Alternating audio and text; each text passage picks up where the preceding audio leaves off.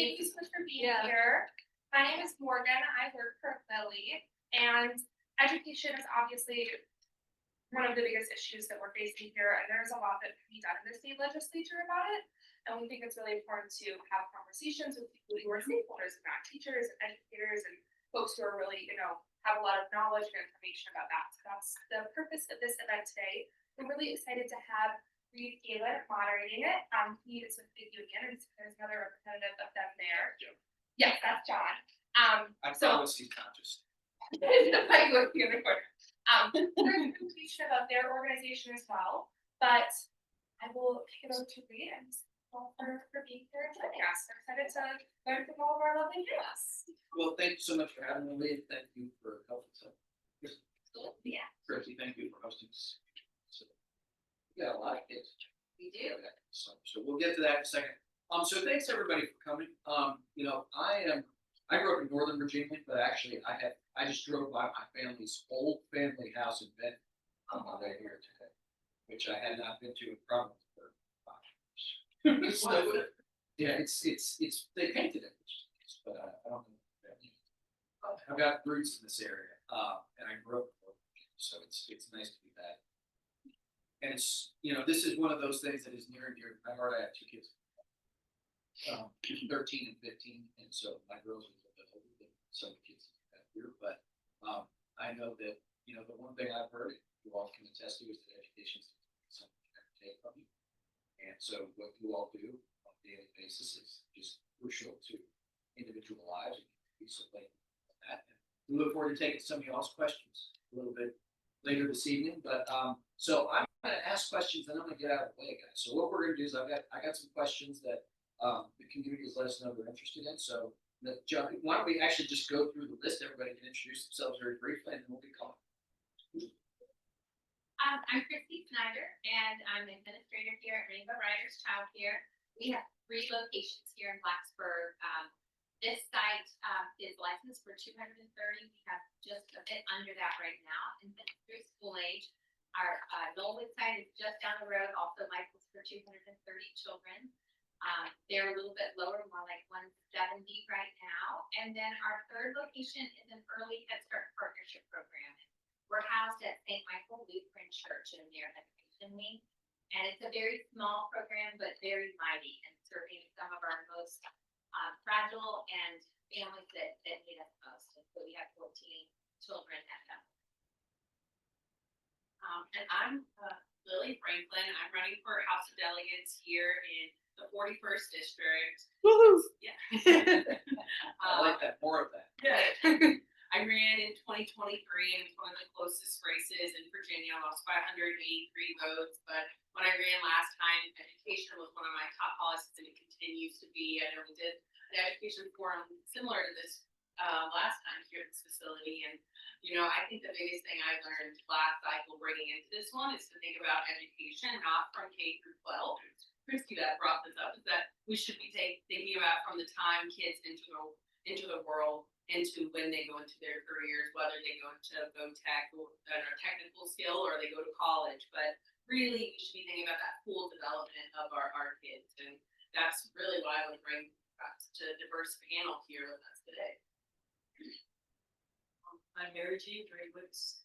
I am a special education teacher, retired now, but I still work for Radford City as a homebound teacher. So I work with a lot of very, very needy families with great needs and children that have get overlooked a lot. So I'm a really strong advocate for those kids, trying to make sure they get what they need. They're not home to the seeing a teacher, but they are in the educational setting that they're in because of medical reasons. So I try to do everything. And I love seeing David. Sorry. I love that excitement. I know. Let's go. Yeah. I just know that work with a lot of families in poverty. funding needs to be there. We need to find ways to make sure we are creating equitable funding, so that these kids have every opportunity that fulfill. Mary Jane, thank you. Well, as I said, I want to hear more about it. Please. Eric Thomas, teach at Blacksburg High School, teach 11th grade, US history, some advanced studies, and some regular general US history. Have two, they're not kids anymore, I shouldn't say kids, I get in trouble for that. One of them is rising senior over here, and one that's already gone through the system, just graduated from college. But went to Blacksburg Strand schools, and Maggie actually here and now works at Rainbow Riders. Very proud. Let's see, I sometimes lose track. I think that I'm entering year 29 in public education. If we need as good as the grade tests. And it started out, I was born and raised in Northern California, and started out in public education in Northern California. Conversations, but he was also from Whereabouts? Born and raised like Oakland, Berkeley, but then moved all over. Sacramento, Davis, Monterey, Santa Cruz. Wound up way up the coast by the Oregon border at Humboldt State. Eureka. So yeah, just above Eureka. And that's kind of where I started public education in Delaware. And then brought it out here. My wife was born and raised here, so we came back here and staying here. Good for you. Well, you guys are all incredible. I'm always amazed by teachers' patience. Most important. All right, so I've got a few questions, guys, that I want to ask. And there's going to be a variety of answers, and if there's something that you feel is important too, please let us know, because I don't want to prescribe the conversation necessarily. But why don't we get going? I mean, Mary Ann, you mentioned a while ago this. Childcare is expensive. Just learning here, but the average cost of childcare here in Southwest Virginia is between $9,000 and $11,000. And statewide, it's $13,000 to almost $17,000. And this is shocking. Families down here are currently paying about 20% of their care. So so many of you have, Christine, in particular, what is something I'll get to you. So for young children, what do we have to do to make sure that stay away? What happened? We were just talking July 1st. So give us a little sense of how that's affected.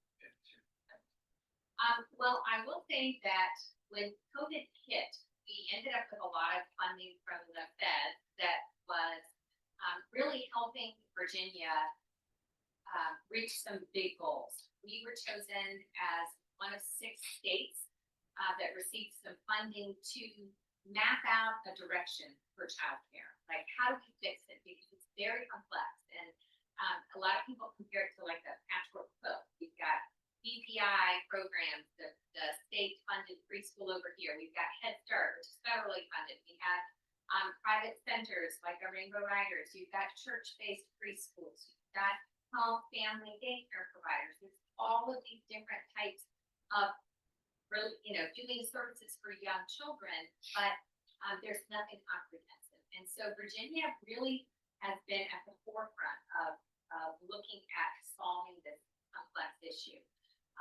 Of course, it takes funding, which is really, really critical. But with those COVID dollars that we got from the federal government, we were able to actually realize some of our goals of the state, one of which was to expand the child care subsidy program so that families with lower income had support. A little bit like the sliding scale income. Families may pay a copay based on their income levels. And we were able to change the model in Virginia so that it was looking at cost of care as opposed to market rates. And that cost of care changed everything. It used to be that when we served our low-income families, the child care subsidy, we automatically knew that we were going to be subsidizing that child because the child care subsidy didn't pay what our tuition was. So we were getting more from private paying families who were struggling. So there's that balance. but we're needing a lot more, we're reaching many more families within the child care subsidy program. And the state came to the rescue. General Assembly in 2023 voted to continue to fund the child care subsidy program at really historic levels. But they also started July 1 with a waiting list because there wasn't enough funds. So as of last month, we had 13,000 children on a waiting list across the state who qualify for the child care subsidy program, but they can't get care. So what happens is these families don't have access to care. They may have to stay out of the workforce because they do not have the financial support that they need in order to work. So, may I just, so when you say the waiting list, just talk us exactly, is that, are those kids for whom there is funding available, but there aren't educators or locations, what is the? So the child care subsidy waiting list is those people that qualify because of their level of income, and there's not enough money in the state budget to pay to help subsidize their care. So that's been an issue, and one of the struggles that we have this year that Lily could really go in and tackle for us is to make sure that there's enough funding in there. Instead of just using the same amount of funding that's in there and then make parents pay more. I can tell you that our parents are struggling to afford the care that they already have, but especially the child care subsidy program, we have to keep it funded. We cannot have waiting lists in the state of Virginia like we have had in the past. And, there are a lot of other levels to that. The subsidy program is something that the state General Assembly can really do something about. Keeping to expand our next delivery grant program. We have 34 children this year funded from that grant. Again, those are our at-risk students. It's called mixed delivery. It's like a public-private partnership with agencies like ours that we are already serving those families. For us, one of the drivers for me is that our early Head Start program, we have 14 children enrolled. Well, when they turn 3, they have to move out, and their families are working full time. Our local Head Start is not full time or full year or full day. We're focused on working families, and so we're open 7:15 to 5:45.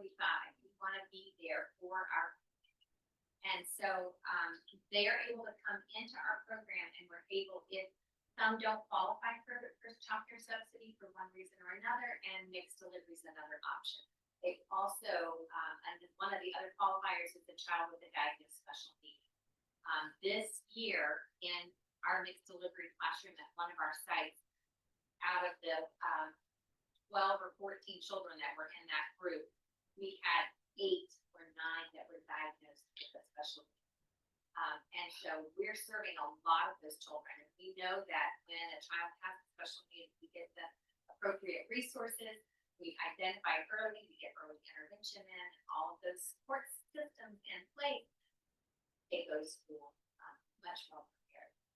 So really, when we get to Richmond next year, We've got a lot of we got a lot of work to do. I mean, this is one that we hear, when I'm out talking in the community, we hear from everyone that have kids that are in childcare age range that are really concerned. I know not everybody's up to date with all the terms that go along with childcare funding if you don't have kids, but in that age range, but if you do, this is dire situation. And it's like, these are resources that help our kids as they go into their next level, as they go into K-12 schools. And it really, studies show having that early quality education system changes the results. And so, I am all for making sure that we expand and fully fund those, especially in a state where we normally have surplus of spending. This has got to be a top priority. It's what working families need and parents, so everybody has that. So let me ask you this, because I'm sure everybody understands what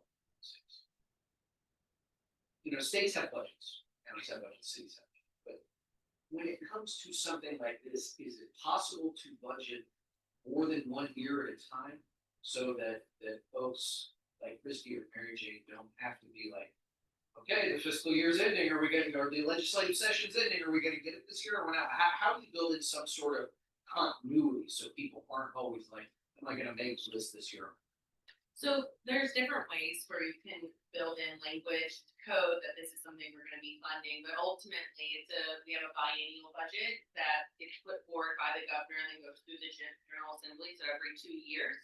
And that's really where they make a lot of edits, but generally, there's general funds that we spend every time. This could be something that's included, and so people can have that assurance that this is gonna be paid for, but it's really at the will of the general assembly and the governor every 2 years. And then And there was a funding formula that actually passed year, I think a year or two ago. That funding formula changed because we've been floating, as you said, from year to year, not knowing. And so now we actually are working toward really figuring out a funding formula. Now it's brand new, so we need to tweak it and get it right. But that funding formula is critical because again, we've got to see these first 5 years they're critical. When 90% of brain development is happening in the first 5 years, but we're not funding education until children walk through the doors of their kindergarten. And that's just not right. I mean, we have the research, we know what's going on in development, and we need to put our financial investment in these early years to make it more cohesive. Well, and it really is investment, you're investing, James. Again, if you start a comprehensive reading program, 2, 3, by the time they enter, right, they're set up for success. All right, so Mary Jean, you have a very unique, I assume, take on this. Now, how do you go to the kids' homes? How tell us how that works and how the funding. I go to sometimes his homes. And other times I meet library. So I actually see how these families, some of the living, how they struggle.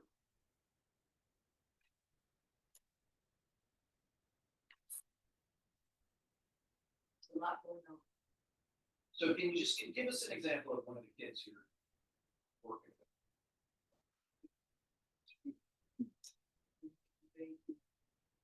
with? He just graduated. He had kids that are alive. We worked with him. I worked with him for years. And finally this past year into high school, finished out of school. But only his mother worked, his father stayed home with him. So there was that need where he had to have somebody home with him, some a caregiver.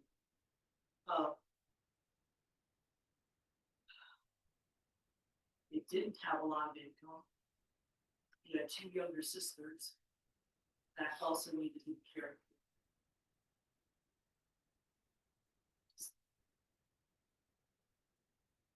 Sometimes it broke my heart. Do anything I could to help him. Getting from me to be. He graduated. It's not a lot of teaching, so that's another struggle that I see. That you take these children, get them through high school, but that follow through to give them something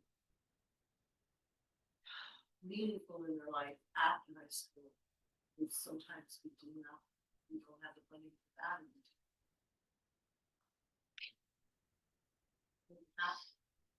So there's just sort of. It's just- We got you here, right? Yeah. Well, and Eric, that's actually the segue to you. So teach 11th grade kids who, close to graduation. Hopefully.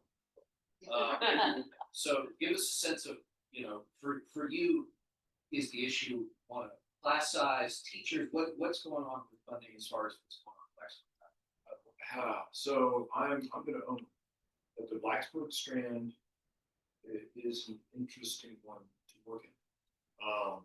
We have students that come from great means and students that come from poverty, sitting in the same classroom. So Blacksburg High School specifically is, I don't want to call it an outlier. I think it's different from Radford a little bit. When I first moved to Virginia, I taught at Floyd County High School, and that was a very different thing. I came to Blacksburg High School. Because Blacksburg's a college town. I assume there's a lot of high-tech manufacturing at Brook Five over here, so there's the opportunity for, pretty significant, for these. Absolutely. And some of the service industries that feed into that, doctors and lawyers and other folks, business owners, pigeonholing, they're all tremendously wealthy, but they have more pizza than some of the students, families that I work with. When I was looking at the question, how do we assist families with young children with the cost of before they arrive in kindergarten? I struggled with it. And one of the things, the first thing that popped into my mind was what Christy's doing with St. Michael's Church. That program, which is my understanding, if I'm wrong, is geared toward lower incomes. And that partnership is amazing. Because otherwise, those families don't have means to afford full-time daycare from their time their child is very, very young, from the time they can go to kindergarten. So looking at solutions, what Christy started with that partnership with St. Michael's is awesome. And that's one of the, I just make notes because I'm a teacher and that's what that was one of the first things I wrote down was creative solutions. And we need a lot of that. One of the things that Blacksburg and I think Radford, Rona, I think is blessed with is a lot of potential community resources that haven't really been connected. And I think we need to use what we're doing with St. Michael's as a model, something we could do with other churches, with other community-based organizations. So creative solutions like that. It still exists, and it started as a cooperative called Little Book Hangout. And so that started as daycare for graduate students, the children of graduate students. And so the deal there was the graduate students had to commit to working a certain number of hours at Little Book Hangout, and they got to do some. Yeah, well, exactly, co-op. And so they got a reduced tuition. So creative solutions like that. Those are the kind of the things that pop into my mind. The very first thing I wrote down when I saw questions that the community generally was that big picture is however we arrive at it. Affordable and quality daycare is essential. Like we can't not have it. As granted, I get them when they're 15, 16, 17 years old, juniors in high school, but I can see the students that were exposed to Rainbow Riders, for instance, and were exposed to socialization and was early learning how to learn, right? And I can see the difference in the way they engage in the idea of learning as a principal and those. So, Lily, let me ask one question from a policy perspective. Vestigial of the best you think you can do is closest to the goal, right? So how could Richmond provide the resources necessary, but also the flexibility, so that folks here in Blacksburg can create the kind of thing that they're talking about? Because that's the one thing about kids too. There isn't one size fits all, right? You have to do the best you can, structure, resources, whatever. So how can Richmond provide not only the resources necessary, but also flexibility? As soon as he was saying creative solutions, the delegate I worked for out of Roanoke, is now the chair of education committee. Yes. And one of the things that's lesser known is that when you're a delegate, you have the opportunity to bring people to the table that maybe wouldn't happen. And so you pass legislation and you get money for programs, but a lot of the work is when you come back to your district the rest of the year. And so we saw that there was a problem in Southeast Roanoke where kids didn't have access to getting to a doctor. And so Sam brought together the Carillion and some other private partners and brought them together. And now there's a true medical clinic in a middle school there that during the day, these kids can use Medicaid and go see a doctor, and then their parents can come after school hours there, and that solved the problem. Or another example is there are food deserts in South and Northeast Roanoke where kids didn't have parents and kids didn't have access to produce. And he brought together partners from different private, public organizations to have a conversation. How are we going to fix this? And brought together the local leaders. And now, and he recruited funding. There's lots of paths, like there's lots of places where you have to get money either from Richmond or local dollars or private dollars. But now there's a grocery store that they've recruited that sits right in the new Melrose Plaza. And so for me, that's the most exciting part about the potential of being a delegate. And when you see legislator from legislator, that's the biggest difference between communities. When you have a legislator that's willing to say, oh, there's a problem.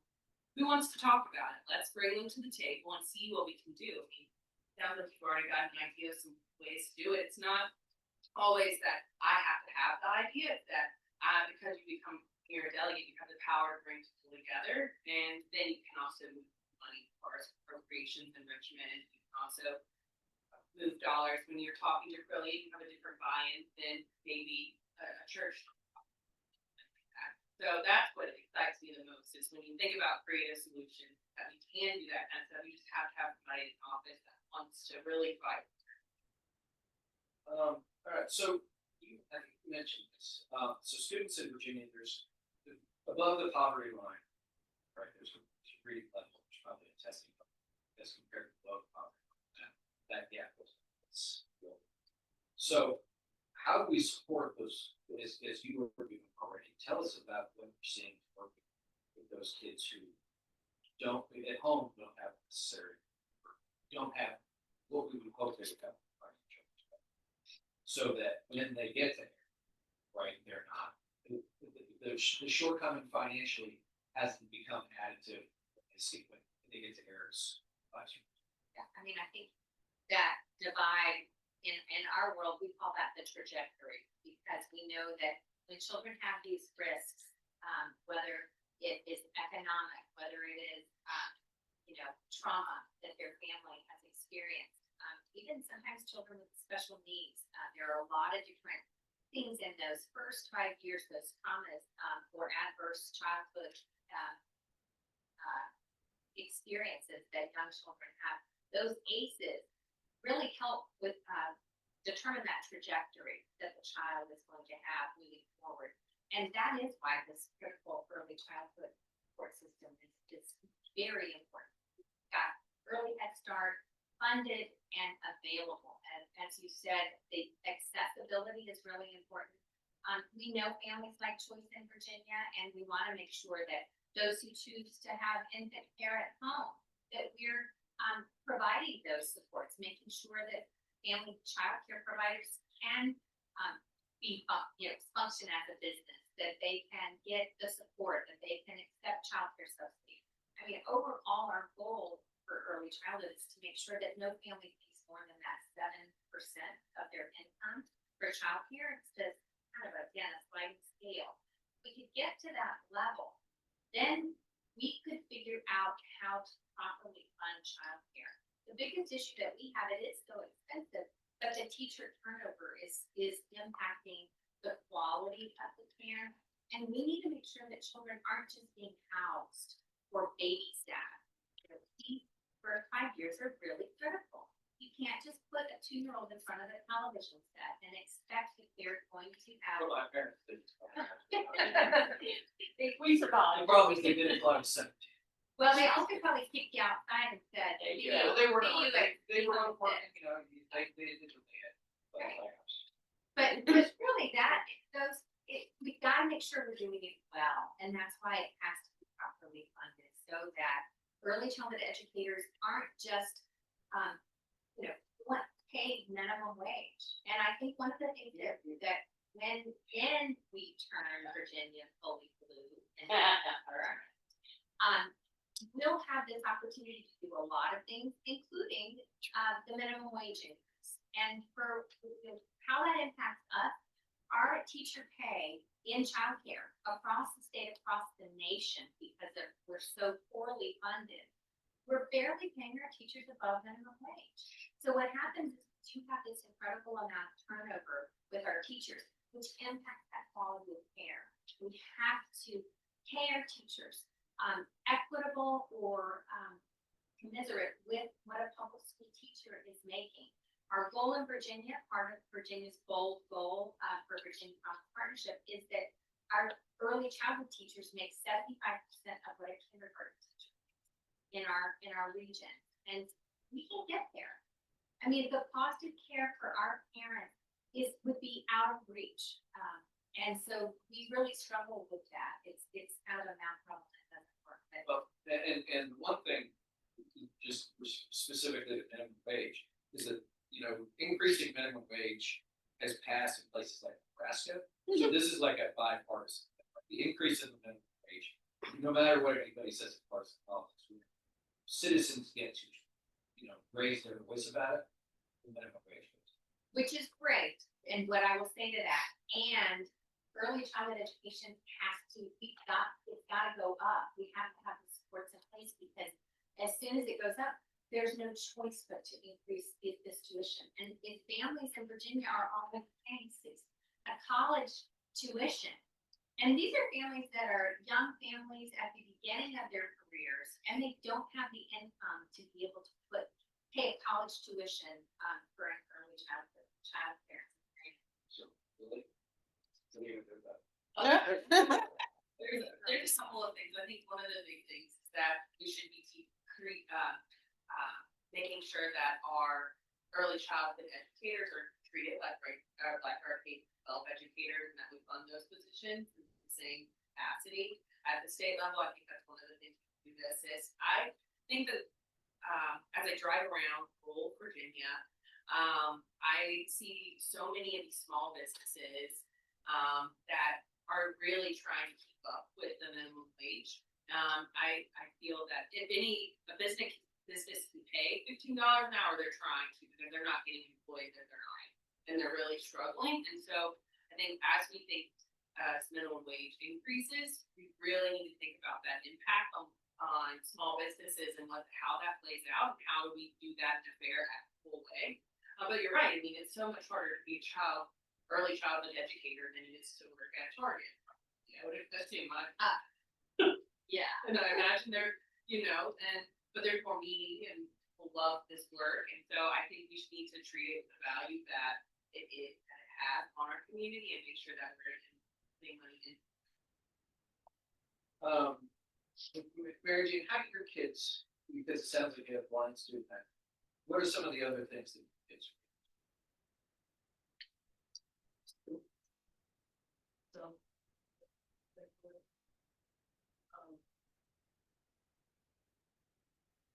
So disability, they're not able to school.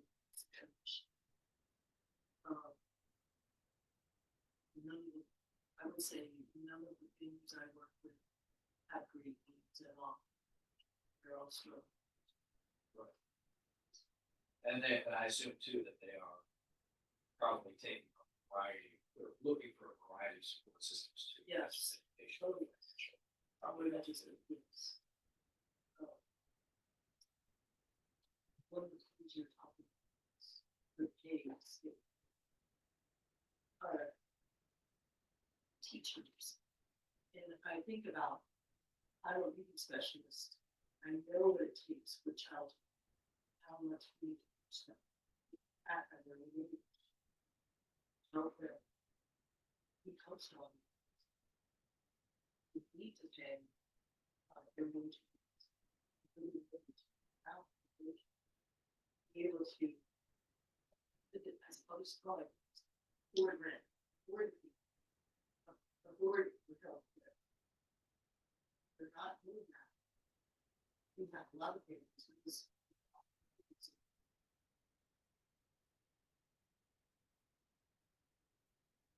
Huge stress. I think that's one thing that it's easy for me to sit here and think about that. I think that the level of stress that we're talking about is something that doesn't get attention. If we're having to deal with this crushing.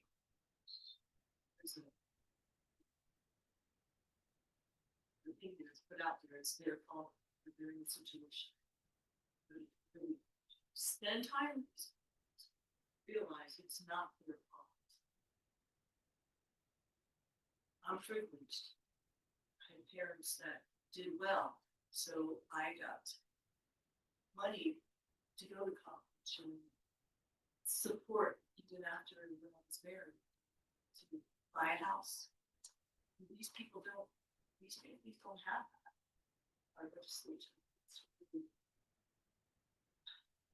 frustrating. They need to see that.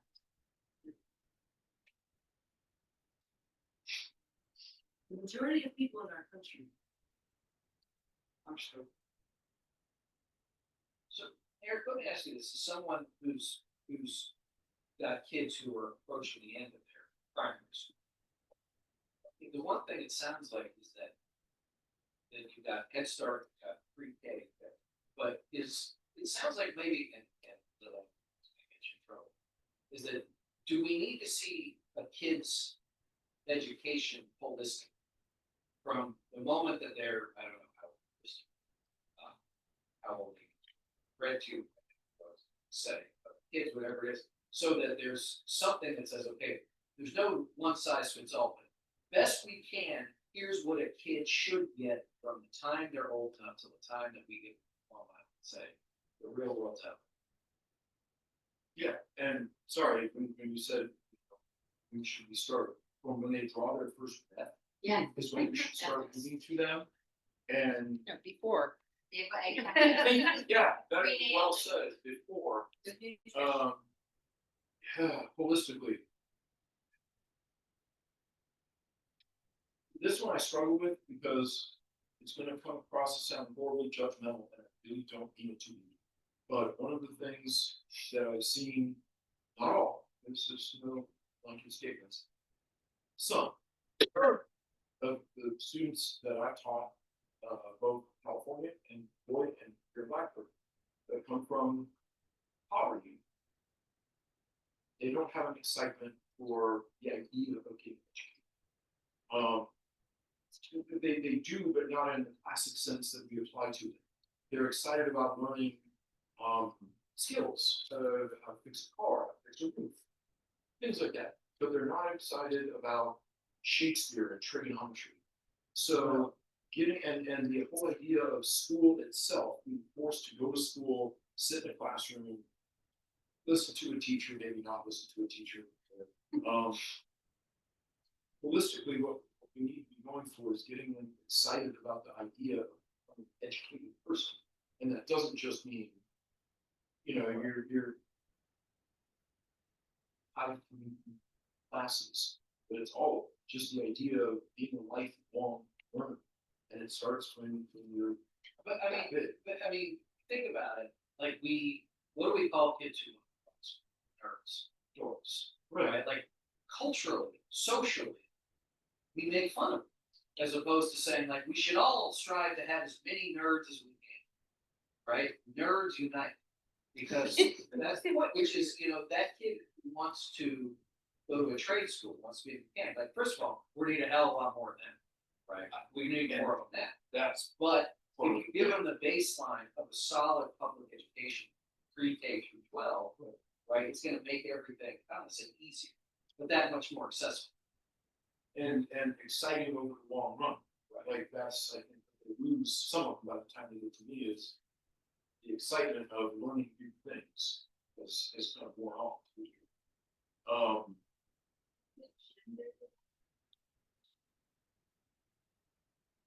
I have said an excellent question. I have seen that change regionally, and I've seen that change over the long time that I've been in the classroom. I think there are, yes, the answer is yes. There are higher expectations. Emails generally come from my experience, my limited experience, come at the idea of learning and being educated more seriously than males. And I know, for sure. And I think part of that is just like our long history of culture that for the longest time when I'm expecting. Right, and so now that those opportunities are there, I think that there's an excitement, like, I can do this, like, I have access to this, whereas my grandmother did, you know? And but not all, but a lot of the males that I've taught have come at it, it's a given, of course they get to go to school and learn stuff, of course they can be successful, what that means to them. We're maybe a few months wrong, but now they are, so it's changed over time. And again, regionally, there was different attitudes about it in Floyd County. Not judging Floyd County, than there were here, that's for sure. But yeah, different culture. My grandmother had a GED. Okay, look at her first kid. Grandpa was World War II. Yeah, and that's part of my, when I was just jotting down some ideas that I wanted to respond to with this particular question is what can, so the question boiled down to what can we do to support local students is get them from when they're one breath old all the way through, all the way through when they pass through birth, but that's on the education system. Get them excited about learning stuff and keep them excited about learning stuff and show them. Just think about like Maslow's hierarchy, sure. And I hear a lot of students say, I don't care about some advanced degree. How do I get one? And showing them that correlation between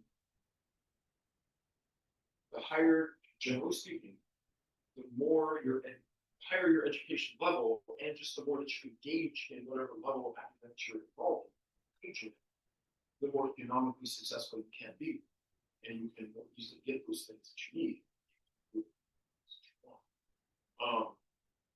So just anecdotally, I always start off every class, every year, by telling my students, I didn't come from poverty, but we were lower middle class. My dad was a teacher, my mom was a teacher, and so it was lower middle class. But I always start off by telling them that I'm a high school dropout. I didn't care. I had no interest and no engagement, and I dropped out. And I very, very quickly realized there are a lot of opportunities out there.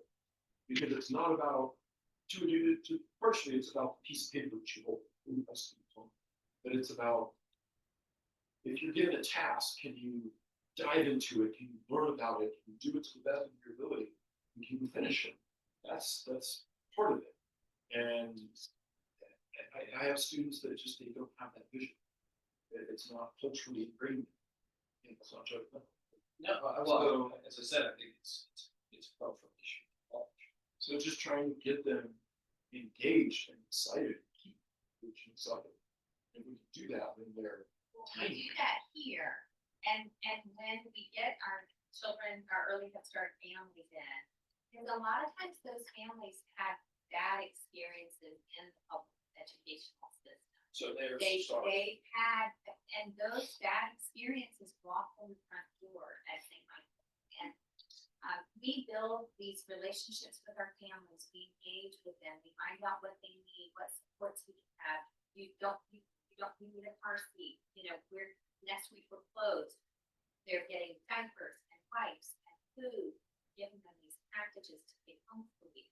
We're partners with them. And I think that when early childhood programs do it well, we do that. We not only provide them and we make sure that we're meeting the children where they are. And I heard you say that, and I first got here, that people often say, you've got to get those kids ready for kindergarten. And sometimes we might need to stop and say, kindergarten, are you ready for the children? Because there are some children that didn't go to an early learning program, and they are going to start kindergarten with this gap at a huge disadvantage.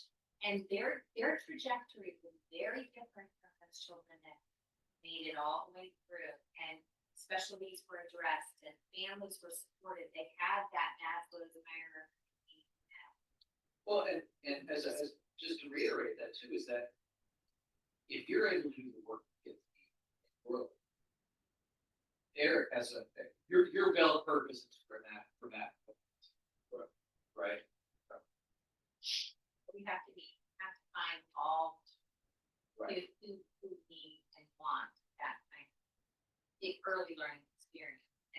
ensure again that those have places to work. Mary Jane has said this, we need to be supporting the families. I think at the end of the day, if our families don't have the resources that they need to thrive and they're working 2 and 3 jobs, to make ends meet, they don't have the ability to even think about all the other aspects, but making sure their kids are getting to sit down and read at night. They're not even able to tuck them in at night because they're running around, trying to just keep their head above water. So making sure that our parents and our families have those resources to create that environment. And really think most parents want their kids to thrive. So we have to create that from the ecosystem. All right, last one, we're gonna do the speed round. All right, and this is an easy. Oh. Due to outdated formulas for school funding, classroom sizes are increasing, school buildings are falling into disrepair, teachers lack resources to specify for students. How should we address this problem? Oh my goodness. Big business needs to do their part. You know, I don't wanna see a big company locate in Virginia and not pay taxes. Why are we letting that happen? That is not fair, and I'm paying taxes, and I'm a small business that's trying to pay teachers better than minimum wage. Why are we not making larger businesses, pay their fair share? We just have to fully fund our education. We've been behind for decades now, in all aspects. We need to, revert our lottery funding back. Formula never changed after 2008, and we've never gone back to it. We need to make sure that when we're funding education, that we work on our funding formula. Because right now, matching that local governments have to make, and as you increase education funding, those are sometimes we're not able to do those out of rural areas. I just think we have to shift our priorities. So for so long, we were just haven't prioritized education level that we prioritize. And there's 100 different ways we can cut other places, and we can put that money back in education. The lottery always seems to be something that people think education, no matter where it is, and it never is. It never works out. Well, let me ask you this: when you're talking about formulas, is there?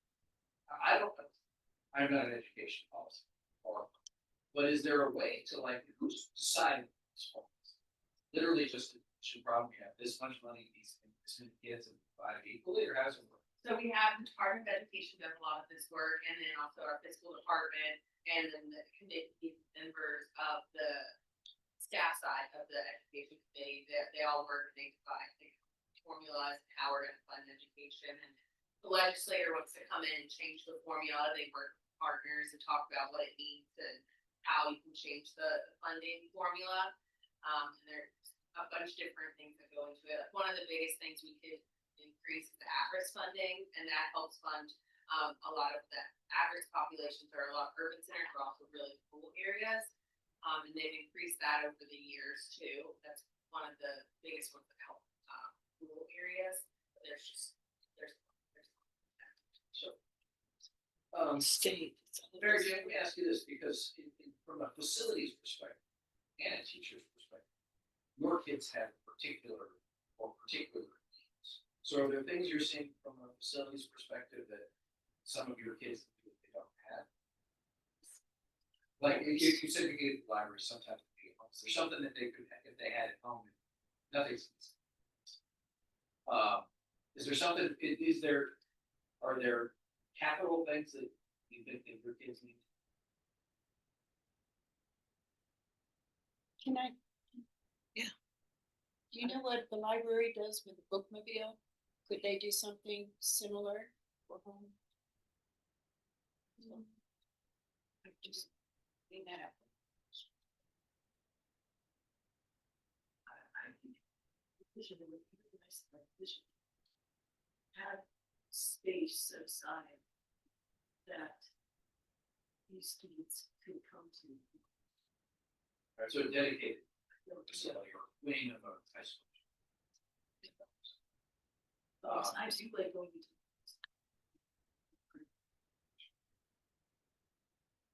And how many families will be? I was thinking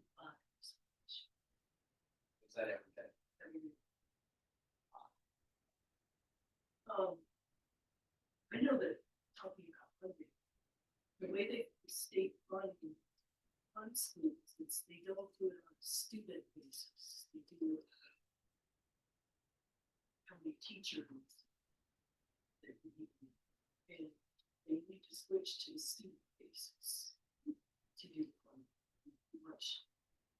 They're always, never putting enough money out.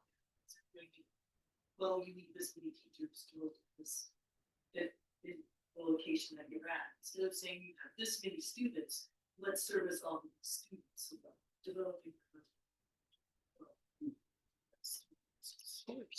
All right, so high school. How are the high schools? Well, again, Penn teaching Blacksburg, and we are an anomaly because we have absolutely first, as is the middle school, as are most of our elementary schools. Christiansburg is being brought up to par now. Finally, they got shortchanged for way too. So there's capital. So I'm probably not the one to talk about. Oh, it was Blackbird. I'm gonna get in trouble for saying this, but I used to be in trouble. So Blackbird, we're okay. Well, we need more CT programs. We need more trade programs. Those are the drugs. And it's sad. When they built the new Blacksburg High School, they actually built a 3-day automotive repair shop. So that kids could learn the automotive trade. And they decided, no, that they were gonna have that. There's only one program, and it's a Christian. So Blacksburg students go to Christiansburg. We need to bring trade back in schools for sure. Those CT programs. And I'm gonna jump on with Christy, and I'm gonna be very unpopular, but that's the way it is. So I looked into it. One way to address the funding problem, right now Virginia has a flat tax for corporations at 6%. 6%. It's been 6% since 1972. It hasn't changed since 1972 when it only went up 1%. And the time that it changed before that was in 1948 when it went up 1%. And you're also making the assumption that everybody actually pays 6%. Correct. Yeah, yeah, should be balls, yeah, right, lawyers and accountants. I also anticipate the response when I say we need even raising, so GA, even raising the corporate tax rate 1%, just 1%, 6 to 7, would generate over $300 million in additional revenue. And that could be earmarked for schools. That could be specifically earmarked for schools. It doesn't solve the whole problem because we're talking buildings. We gotta start somewhere. And I know the pushback is, oh, we're gonna disincentivize big businesses from relocating to Virginia. There are 2 states near us that have a 5% flat tax. And in the last 25 years, even though we have a 1% higher flat tax, Virginia has still had 500 new companies come and start businesses here in Virginia. So I hope that corporate leaders can see that, yes, it's gonna eat into their profit margin a bit, but it's a cost benefit analysis. What they're getting back out of it is much better educated youth, much better educated young adults. And again, generally speaking, having higher incomes, they're going to buy the products and obtain the services of those corporations. They're investing in their own longevity. And need less support in the state. Absolutely. And if we have better daycare funding, then they don't have to take as much time off when, I'm not saying that daycare is a place to send for sick kids, I don't mean that. But quite often, parents have to stay home. They don't have somebody to, as long as the kids don't peers or that they're investing in their own longevity. So as far as the General Assembly, we need to raise the flat tax. That's history. 1972 is the last time it went, and that's just abysmal. Just in general, we haven't really revisited our taxing structure in Virginia since before I was born. And so I think it's time for us to look at it, and across the board, Virginians are being are being overcharged, and whether it's their utilities, whether it's broadband, whether it's their taxes. And just the average working Virginia is paying more than they should be compared to some of our neighboring states. And we can be, it's one of my top priorities is to make sure that we are addressing this. And if that actually was able to come to fruition, earmarking that increased revenue for education. And it's just because then that, as soon as you say, oh, we've got a greater revenue pool, everybody wants a piece of it. Well, and I understand, it's infrastructure, there's all things, but, it can't take care of, just you saying, we don't take care of educating our young people from day one. And you wind up, who was it? Was it Lafayette? Horace Mann, was a great education reformer of the United States. He said you cannot maintain both ignorance and freedom. And if we don't have an educated body working and contributing, we're not going to be able to keep up the states at all. Yes, ignorance is bad. All right, who would like to ask a question?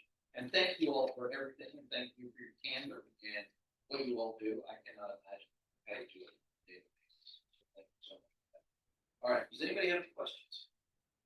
Yes, sir. Also running for District 42, House of Delegates. And then people are going to Professor. You mind speaking up, sir, just a touch? Sorry. No, no. Yeah, my question is for Christy. You gave us statistics about 13,000 children who are on the waiting list. Yeah. That's statewide? That is statewide. In Montgomery County, we had, I think it's about 120.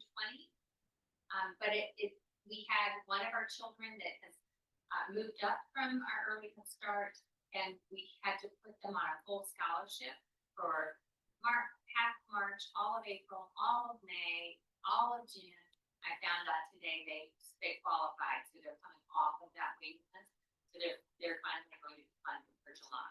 But do you have an idea of the spread in more rural areas like Giles? They are a little bit lower. The waiting lists were lower. Montgomery County in Southwest Virginia, Montgomery County had the highest waiting list in this Southwest border. There, right. Thank you. All right, anyone else? Yes, ma'am. I wondered about other types of programs. You talked about in keeping kids interested and excited about school.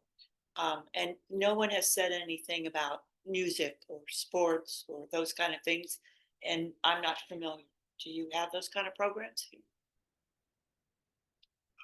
Yeah, in the public schools, the nominal sport programs, Montgomery County is very lucky. We have really good fun run programs, That keeps a certain, fine arts keeps a certain population, a certain segment of the population excited and drawn in. Right. A reason to go to school every day, if you will. But we need to address the other populations that, I don't mean it disrespectfully, but they don't care that much. They don't want to act on the stage. They don't want to sing in the choir. They want to play the flute in the band. They might want to play a sport, and there is that. But more to the point, they want to spend some of their time each day doing CTE, working on cars, learning carpentry or wiring or plumbing or computer repair or coding or whatever it is. We really need to get that. That got stripped away. When I first started teaching in Floyd County High School, I had students that graduated and they were already journeymen, plumbers, electricians, carpenters, diesel mechanics, welders, you name it. And they have their certification coming out the door, and we don't have much of that. And does anyone knows who's tried to fix the house? You need 'em. And you said it earlier, we need lots and lots and lots and lots of. I mean, out there. you know, As I our would- infrastructure is failing, we need people to build the bridges and. Well, I mean, I went to middle Business school, well, junior high, as they call it up in Fairfax County, right? 7th grade, we have a shop, 8th grade, we had a metal shop. I don't know that anybody's gonna give a 12-year-old nowadays an assembly. It was a lot of fun. A good teacher will, Right. and. Mr. Zabordak. We have those, maybe through some Blacksburg High School. Right. Not 12 years old, but, I'm not sure what they're going to middle school, but. So we've got to do more. We need to really enhance CTE.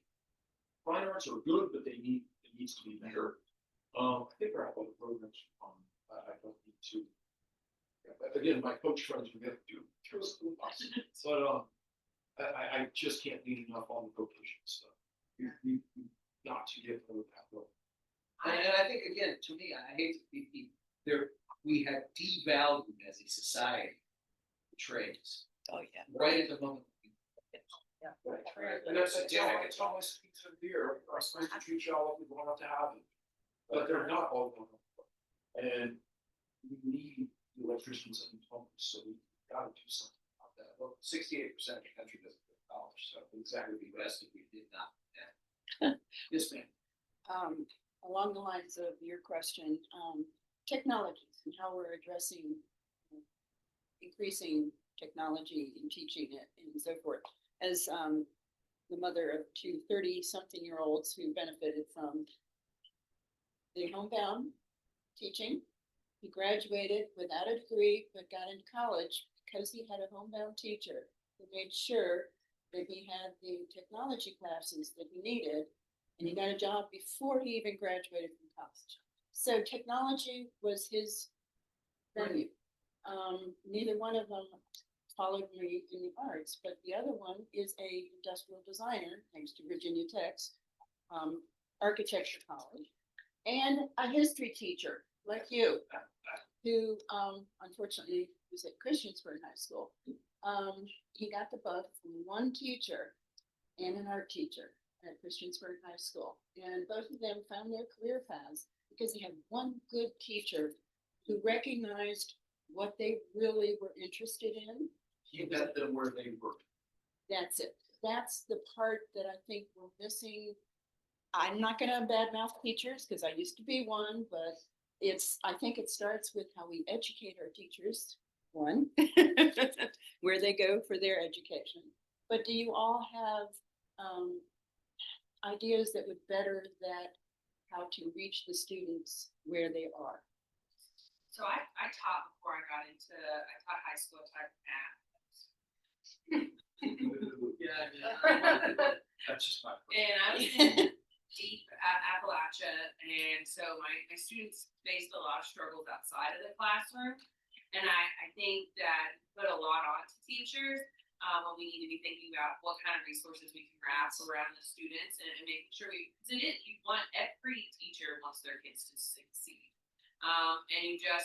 But you don't have enough time, enough resources you've got curriculum, but you also have students that are hungry. You've got students that are also working jobs because they're having to pay high school. So they're working jobs to help pay for rent at home. And so, we have to be thinking about the resources as a whole, like making sure that we're not just saying that our teachers need to know how to do all of these things, but that we have those resources in schools or around. If we hadn't had a homebound teacher who's available, I think he would have graduated. Yes, sir.